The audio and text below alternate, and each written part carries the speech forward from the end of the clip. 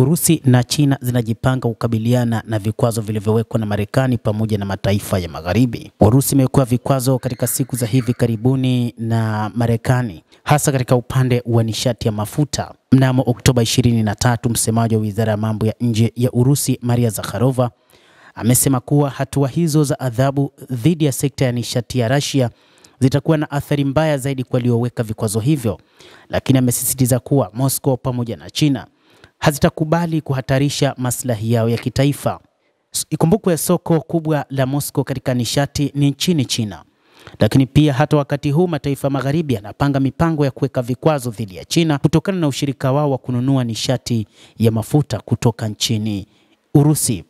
Hii ni baada ya rais wa Marekani kuyataka mataifa magharibi kwanza yasinunue bidhaa ya mafuta kutoka Urusi, kadhalika na kuiwekea vikwazo nchi yoyote ambayo itanunua mafuta pamoja na gesi kutoka nchini Urusi.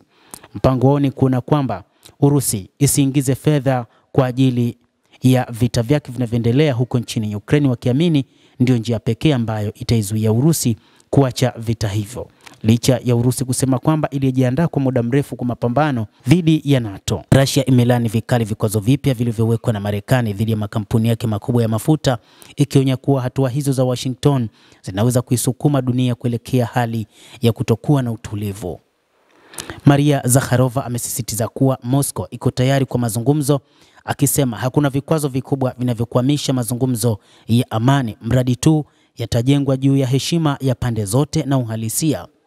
Kwa upande mwingine, msemaji wa Wizara ya Mambo ya Nje ya China, Guo Jiankun, alikemea vikwazo hivyo katika mkutano na waandishi wa habari mnamo Alhamisi, akisema kuwa Beijing inapinga hatua za upande mmoja zisizokuwa na msingi wa kisheria za kimataifa au idhini ya Umoja wa Mataifa.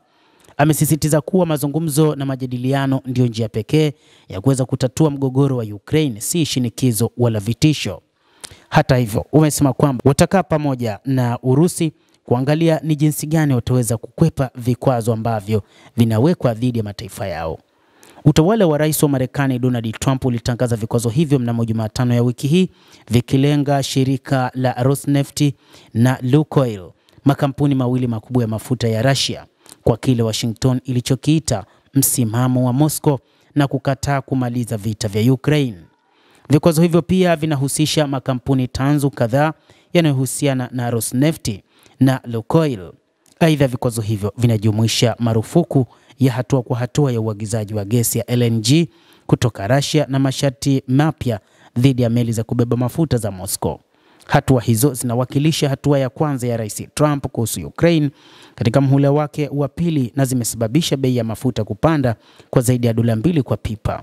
Siku hiyo hiyo, Umoja wa Ulaya uliidhinisha kifurushi kipya cha vikwazo kufuatia hatua ya Uingereza ya kuiwekea vikwazo Rosneft na Lukoil mnamo Oktoba 16. Mnamo Oktoba 21, Rais Trump alifuta mkutano uliopangwa na Rais wa Urusi Vladimir Putin, akielezea kuwa mazungumzo hayo ni ya kupoteza muda. Uamuzi huo dhidi ya Russia unaashiria mabadiliko makubwa ya sera ya Marekani kuelekea taifa hilo kubwa la Ulaya, kwani awali Rais Trump alikuwa amechukua mkondo wa kidiplomasia kuelekea Moscow. Endelea kutufuatilia mtazamaji, lakini usisahau kulike, usisahau kucomment, kadhalika na kusubscribe channel yetu hii ili upate habari hizi kwa mapana hapa The World News. Mimi ni Adam Hussein. Endelea kuwa nasi wakati wote, endelea kutufuatilia.